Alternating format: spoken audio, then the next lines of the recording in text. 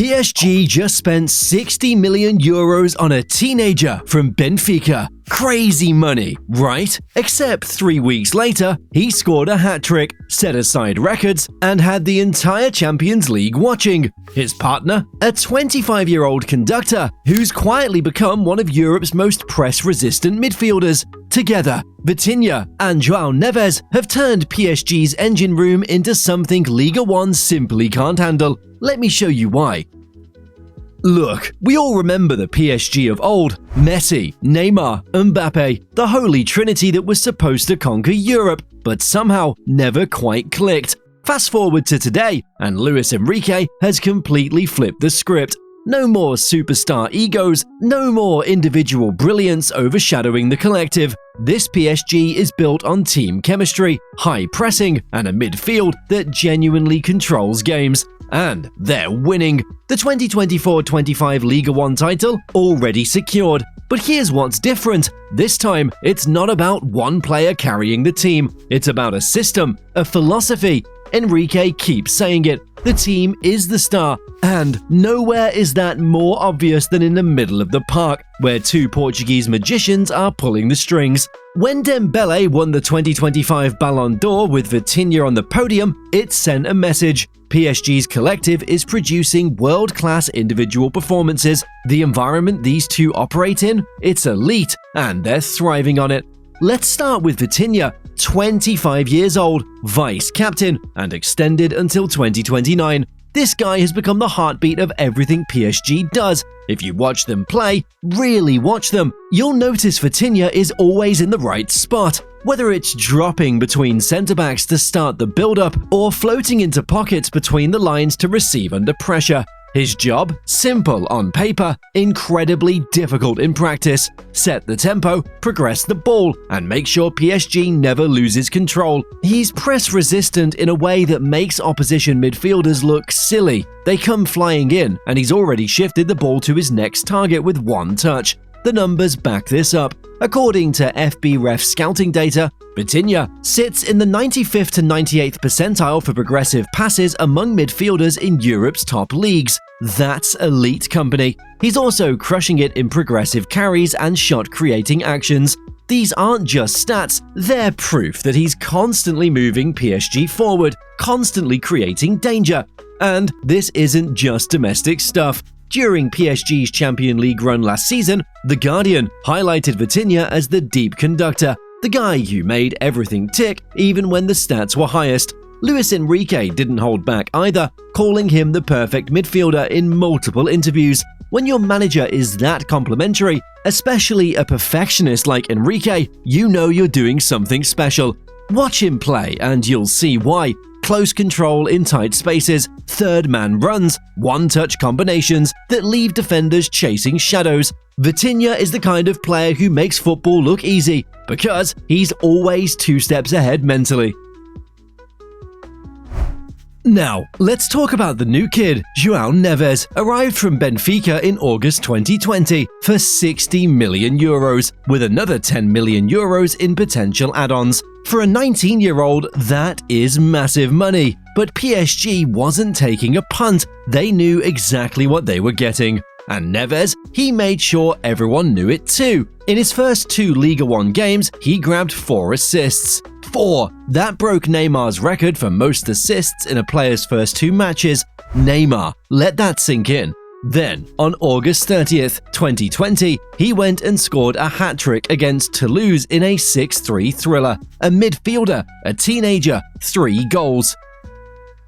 But here's the thing about Neves, he's not just a goal threat, he's a complete midfielder. His passing completion rate sits at around 92%, which is ridiculous when you consider he's constantly trying ambitious balls. FBref shows he's got strong progressive passing volume, and the CIES Football Observatory even ranked him as the top chance creator among Big 5 league midfielders at one point. That's the kind of impact we're talking about. What makes him special is his versatility. He can sit as a 6 and break up play, reading danger before it develops. He can play as an 8, circulating the ball quickly and linking defense to attack. and then, out of nowhere, he'll make a late run into the box and finish like a striker. That's not something you can teach, that's footballing intelligence. Enrique uses him as a 6-8 hybrid in his system. Sometimes Neves drops deep to help in the build-up. Other times, he's bursting forward to connect with Barcola,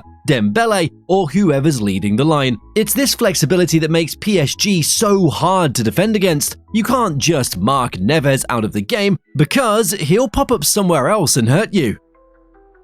Alright, here's where it gets interesting. You've got Vitinha, the deep-lying playmaker who sets the tempo. You've got Neves, the box-to-box engine who does everything. Individually, they're both top class. Together, they're a nightmare for Liga 1.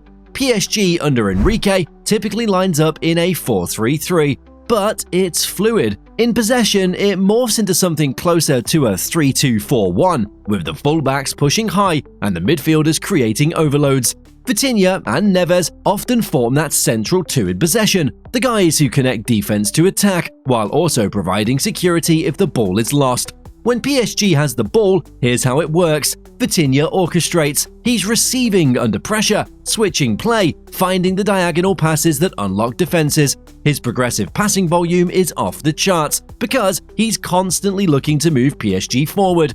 Meanwhile, Neves is doing the dirty work. Wall passes to escape the press, line-breaking passes at speed, and those unexpected runs into the box that defenses never see coming. It's like having two different engines in the same car. Vitinha provides the smooth, consistent power. Neves gives you the turbo boost when you need it.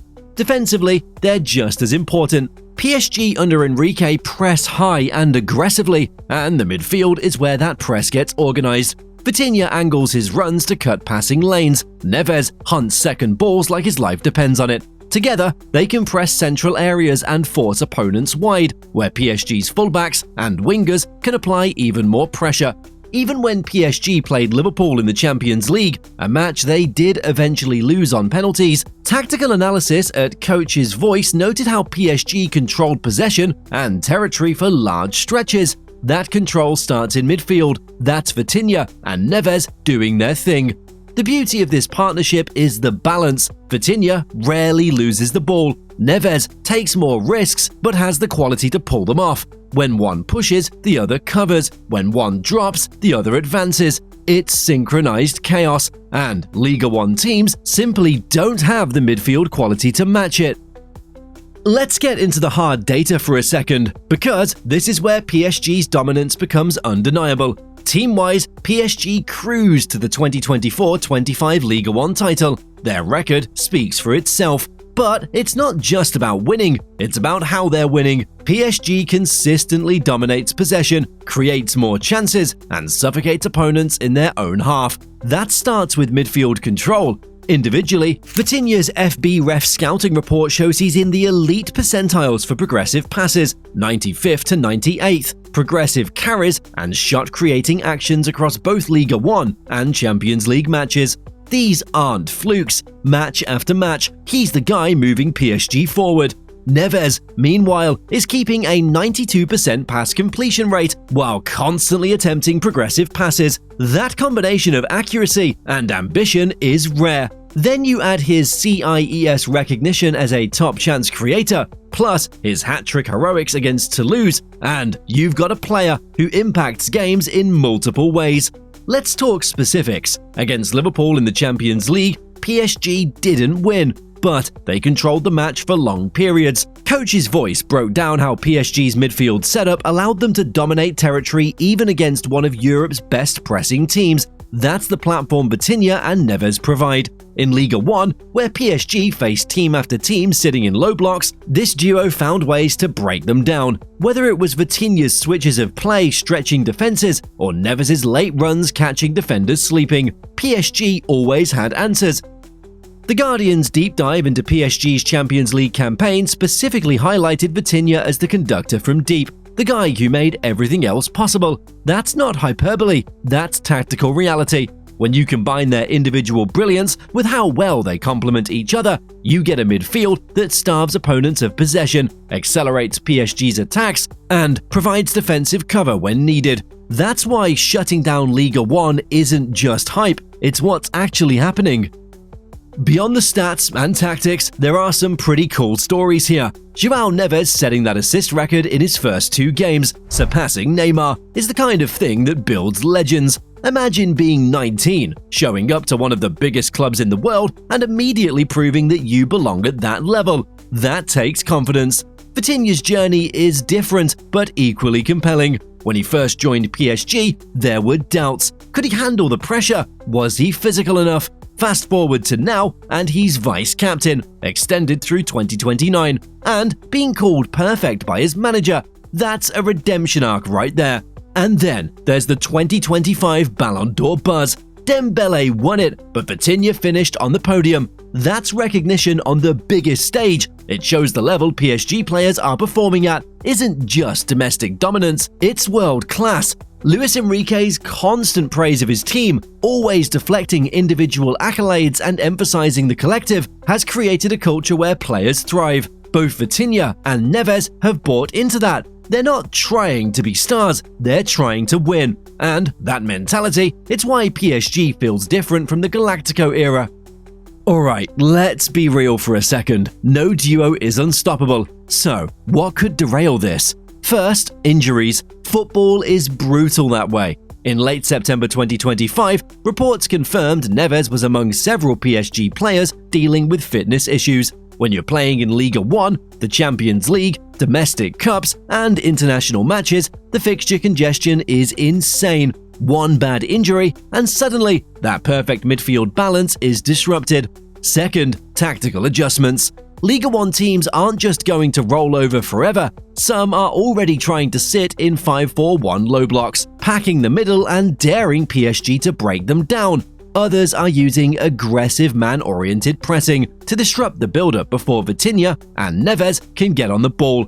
PSG usually finds solutions, like dropping a fullback inside to create a numerical advantage, but it's not always easy. Third, there's the sheer physical and mental load. Playing at this intensity, week in, week out, is exhausting. Enrique rotates where he can, but in big matches, these two are essential. Keeping them fresh across a whole season, especially with Champions League knockout rounds, is a challenge. Still, these challenges feel manageable. PSG has depth. They have Zaire Emery, Fabian Ruiz, and others who can step in. The system is designed to handle rotations, and both Vitinha and Neves are young enough that their bodies should hold up under the load.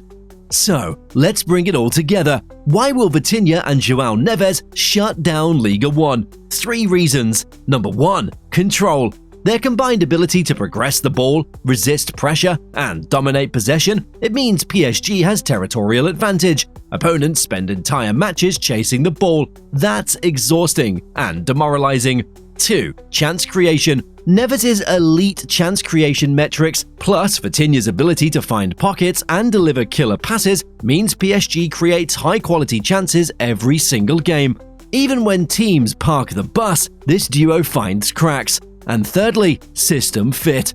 Luis Enrique has built a machine, and these two are its most important cogs. The 4-3-3 that morphs into a 3-2-4-1, the high press, the positional rotations, all of it works because Vitinha and Neves execute it perfectly. And they've proven it works, not just against Liga 1 sides, but against elite Champions League opposition too.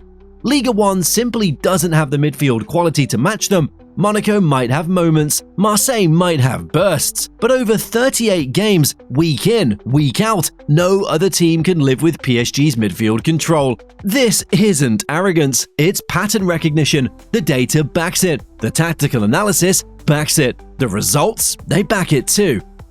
Vitinha and João Neves represent something bigger than just two good midfielders. They represent PSG's evolution from a team of individuals to a genuine collective. They're proof that you don't need 3 Ballon d'Or winners on the pitch if you have a system, a philosophy, and players who buy in completely. They're also proof that modern midfield play is about more than just tackles and passes. It's about tempo, positioning, press resistance, progressive actions, and understanding when to be conservative versus when to take risks. Liga 1 has been dominated by PSG for years, but this feels different. This feels sustainable. This feels like a blueprint that could actually translate to Champions League success. because it's built on control, not moments of individual brilliance. So yeah, the PSG duo that will shut down Ligue 1, it's already happening.